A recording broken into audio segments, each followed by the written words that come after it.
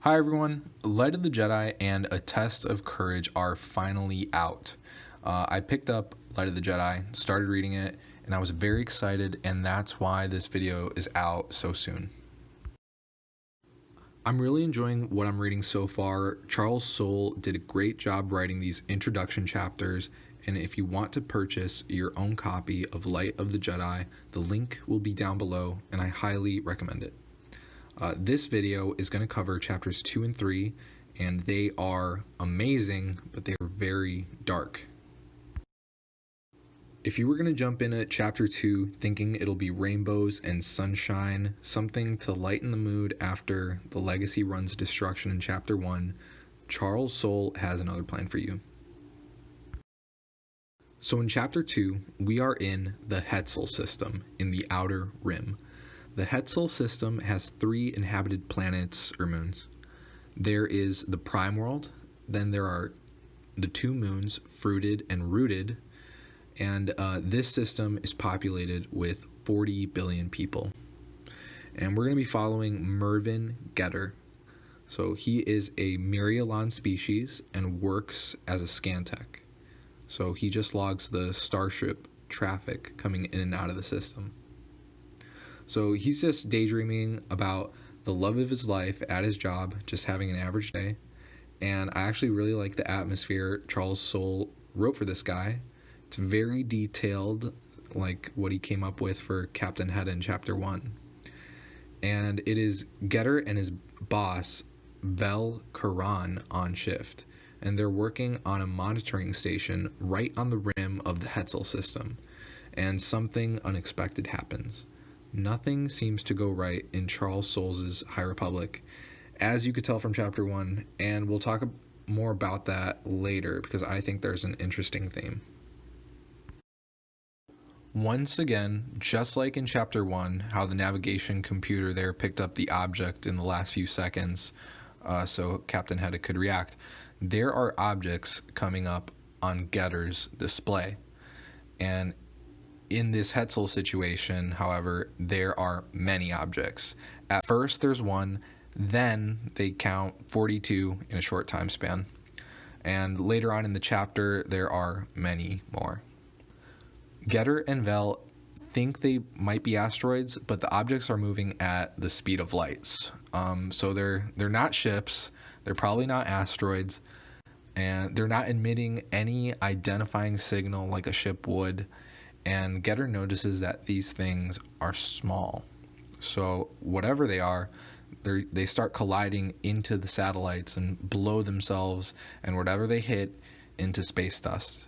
So this is an invasion and barrage of these projectiles. It confuses Getter because the Hetzal system is only an agricultural system. It is feeding the rest of the Outer Rim. The reason for why Hetzal would be attacked is just not there, and Getter doesn't see why this is happening. Sadly, whatever these things are, we don't find out even at the end of chapter 3. And chapter 2 ends with Getter's monitoring station being destroyed, and you can guess what happened to Getter and his boss, Vel. And if you can't guess, then here it is. It's 2 scantechs, and all their goals, fears, skills, hopes, and dreams. The kinetic energy of the object atomizing everything it touched in less than an instant. So they couldn't even react fast enough to think about escaping, but they managed to do a very righteous thing and send an alarm to the rest of the Hetzal system. I mean, these things are moving at the speed of light, so it'd be impossible for them to escape it. Chapter 3 brings us to the prime world of the Hetzal system.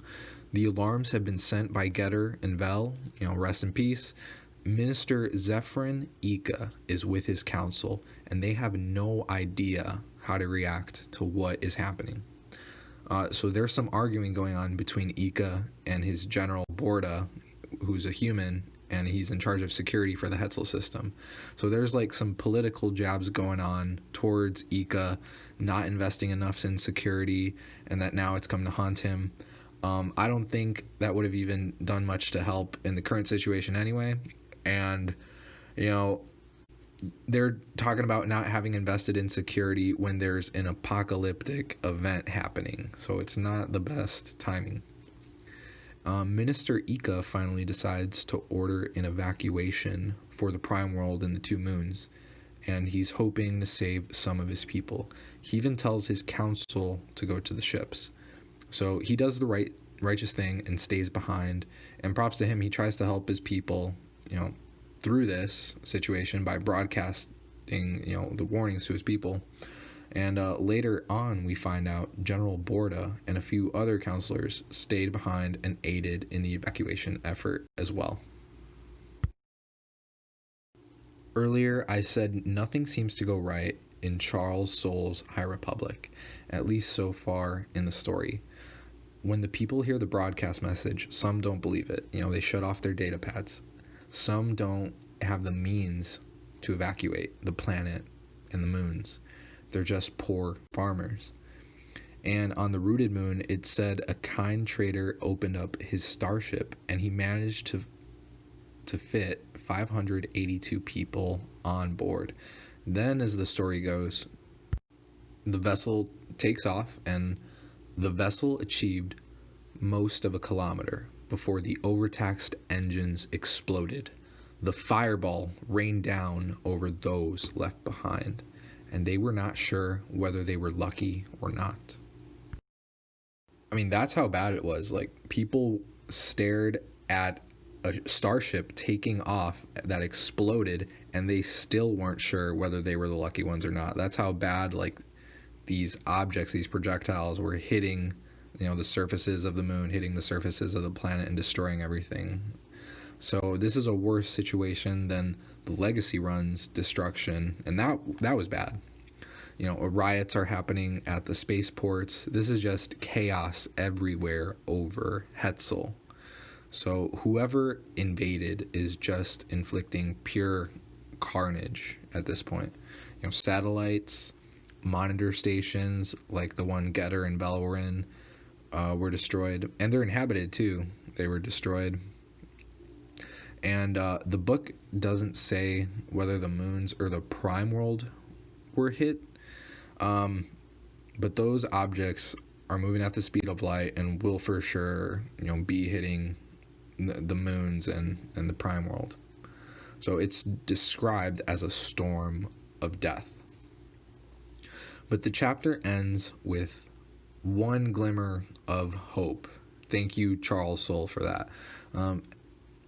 Many probably will not be saved, but Minister Ecka, as hopeless as he is, against the carnage that's happening, hears the words of Jedi Master Avar Kriss. Help is on the way.